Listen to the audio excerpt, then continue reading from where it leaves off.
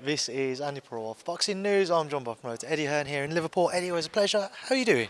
Doing good. I'm excited about this card. I'm excited obviously about Catterall and Linares. I think Linares is going to surprise a few people. I think he's going to give us a great fight tomorrow night. But I'm also excited to see Shabazz Massoud for the first time. I think you heard in here about the potential that Peter McGrail has as a headline act in Liverpool, and we all know about his ability. I cannot wait for Aqib Fiaz against Bellotti. I know it's not a mega fight, but I just love domestic fights like that. Even Khalid Majid against Tom Farrell, and lots of good stuff on the undercard as well. So I think it's a really good show tomorrow night.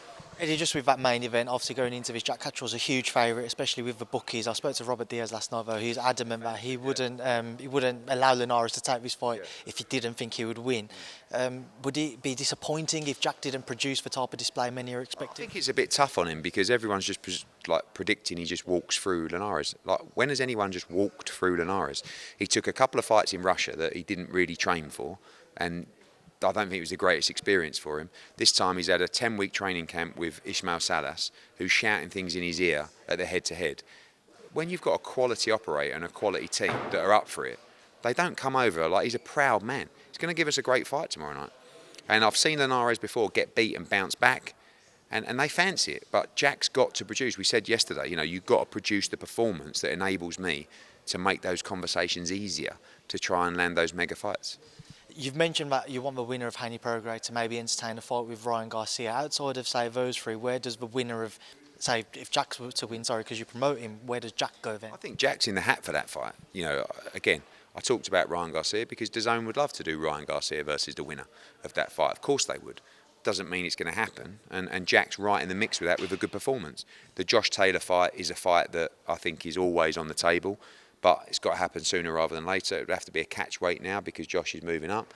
But it's a fight that, with great narrative and history. So there's plenty of options. We've also got Liam Paro against Montana Love. You've got Dalton Smith coming through. Obviously, it's not a fight we're looking at the moment, but 2 or 3 fights, he's going to be at elite level. And we've got a number of 140-pounders, Richardson, Hitchens. But Jack's looking at the mega fights. But hopefully that performance, like I said, will make it easier for me to land it. There seemed to be some confusion when Aqib Fiaz was weighing in. Can you tell me what the issue was? He was overweight, and then he took his pants off, and then he made weight. And it was flickering between 130 and 130.05. And then it stayed on 130 for 3 or 4 seconds, and the ball went 130. So that's what happened. Bellotti seemed in tremendous shape. Yeah, that's a great fight. I mean, look, that's the first time Aqib's made 130. It would have been a struggle for him, but he's also in great shape. He's going to refuel now. But if you're Bellotti, you're looking at Aqib on the scales and you're just thinking, because he's full of energy. Like, he's a 126-pounder that's moved up to 130. Still got to make weight, but he will bring like 12 rounds of heat tomorrow night in that fight. But Aqib is very skilled. It could be a fight at 2 halves. This first time we've had a chance to speak one-on-one, and obviously something which I thought deserved more attention on its own was the sad news of Conor Coghill suffering the bleed on the brain. Just want to get your thoughts on that on the back of his fight with Opie Price, and kind of if you've had any conversations with him, how he's doing. I spoke to him when Steffi gave me the news. I messaged him. We had a brief chat over Instagram. I just said to him that it's very hard to even have a conversation with someone at that point in their life where everything they live for, day in, day out, away from their family, and I don't know if he has kids, is boxing. Boxing has been his life since he was a kid. Boxing remains his life. And even in defeat against Opie Price, put the kind of performance in that's going to get him more opportunities. And obviously comes out of the fight. He was assessed after the fight, no problems. And just during the week, started getting some headaches. Went in, and they found a very small bleed on the brain. I think his instant reaction will be, my career's over. But sometimes in life you have to try and spin a positive on it, which is you're okay. You don't need surgery. You're going to walk out of this hospital. You're going to live a healthy life. But the dream that he always worked towards, he feels has been taken away from him. Now, whether he's allowed to box again, I don't know. Unlikely with that kind of condition. But he's still here. He's still breathing. So that's the only strength you can take from that situation is, could have been a lot worse, and we're also happy and grateful that it's not. But we should also look out for him and make sure that we can help him. He's a good lad.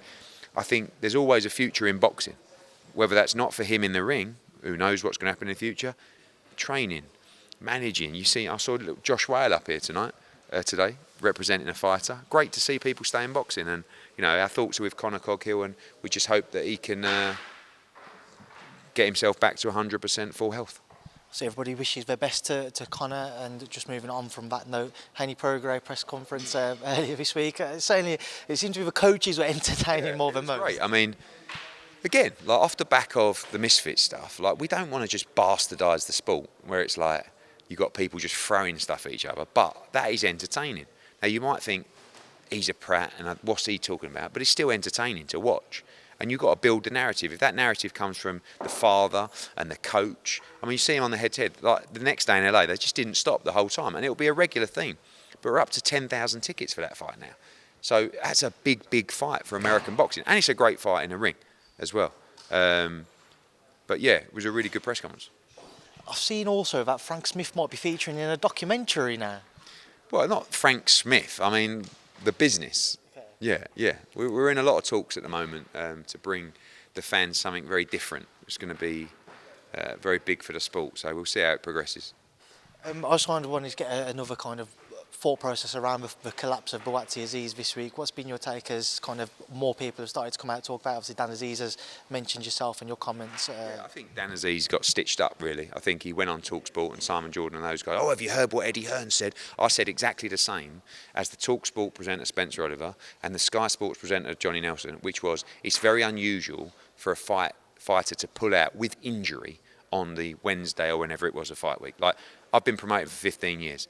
A fighter pulling out by injury with 3 days to go, definitely less than one hand. So that's what I said. I didn't say Dan Azeez faked an injury. Of course he would never do that. What they did was they played my comment, which was 2 weeks ago, where I said, I've heard the fight's not going to take place. It wasn't because of a Dan Azeez back injury. It was more because of the commercial problems the show was having. And then all of a sudden it was like, how did you know? What did you know? I said, when I said it might be off, I also said, it's a rumour. There's so much rubbish floating around. Who knows? But that's what I've heard. So then they stitched Dan Azeez up. Then Ben Shalom came out. This is disgraceful. This is it. What's disgraceful is not giving the customer a refund. I mean, ultimately, you imagine buying a ticket for a show and it doesn't happen and you've paid out for your travel and your hotel, and then you go, can I have my money back, please? And he says, no, not at the moment. We're just working on something. It's like, sorry? We're working on a new date. I don't care if you're what you're working on. Give me my money back. I bought a ticket for October 21st at the O2. That's not happening. Give me my money. Not wait a month or wait 2 or 3 weeks. So I think they put an announcement out last night that they have started that refund process if you apply to it yet. Okay, I haven't seen that. That's good because they must have been getting a lot of heat. But that was the original policy, was you will receive a refund. When the new date comes out, you have an option to keep your ticket or get a refund. I'm not sure that's actually started yet, but if it has, good for them, because it was weird. Like, what you try and do? Get some interest on the money? I don't know. That was a joke. But I think that, look, it's good that they've got a show together tomorrow night, because the fighters are the ones that miss out in that situation, and you never want to cancel a show. So, it's very lucky that York Hall was available on that night. It's like, to get York Hall with 3 days' notice on a Saturday night is unbelievably lucky. Fury-Ngannou next weekend, Eddie. Any interest in that fight? What do you think? I think the promotion has been brilliant. I mean, they've done, like, these people just do it different. You look at the press conferences, you look at the statues on the London Bridge. I mean, they're throwing a huge amount of money into the promotion, and they've done a great job. It's not something I'm interested in watching, but I'll definitely have a little look at the results. We'll be in Mexico for a big WBC world title fight. But they've done a great job on the promotion. Don't expect it to be competitive, but expect it to be a fantastic spectacle.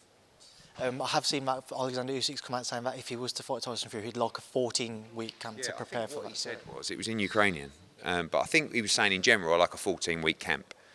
And I agree. I mean, I don't think physically he's ready for December 23rd. I know he had some niggles coming out of the Dubois fight, but it's such a huge amount of money.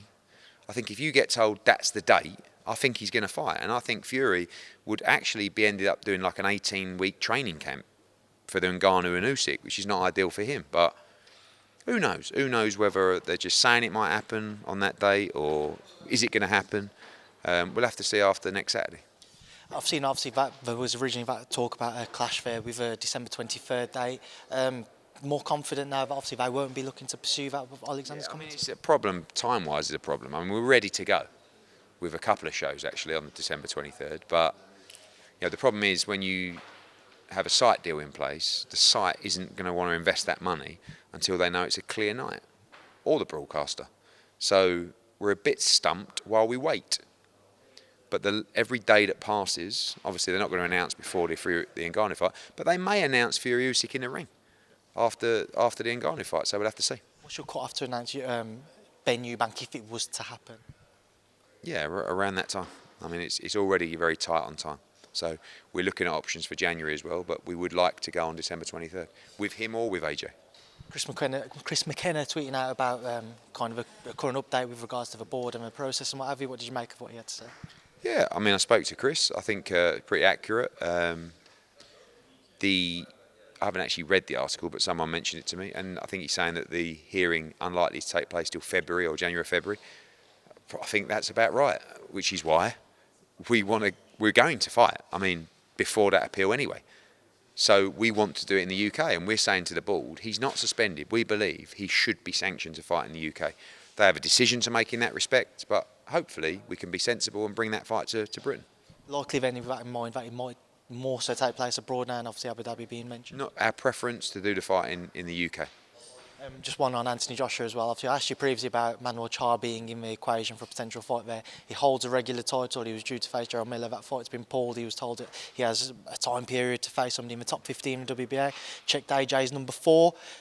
More and more likely that we see Joshua-Charr Abu Dhabi. No, I mean, that's not the front runner, but we've been contacted about that fight. I think a lot of people have, and I'm sure Charr would like to fight AJ. It's a WBA regular world title. It certainly wouldn't give us the right to say we're a 3-time world champion. I don't know is the answer to that. Again, is he on a list of 6? Yeah, probably. Is he a front runner? No, not really. But who knows? Who's the best name on that list outside of Deontay Wilder? I know Deontay Wilder's not. We have to look at the Hrgovic-Wilding situation and whether we can, find our way in there. Coghill, still an option. We looked at fighting him previously. I mean, people have talked about, Joyce, and I don't see that as a fight. I think it's a mismatch. Zhang, I think he's unlikely for December, but again, he just wants to fight, and he appreciates it's not going to be a mega fight, but he really wants the activity and he wants to get out again. So AJ is spending some time in a darkness retreat experience. What do you know about that, Ed? AJ, if you understand AJ, he's one of those guys with a very open mind that is always looking to improve. He's a winner, so you're always looking for edges. So what he would have done is he would have read an article about this experience and how it can really focus the mind and do this and do that, and he probably went, I'm going to do that actually.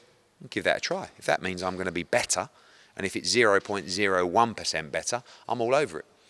Sometimes you go to his place in Dallas and he's sitting there and he's got this ice thing on here and he's got these blue light glasses on, and he's an athlete that's always looking for an edge. So I haven't tried the dark experience, but maybe I should.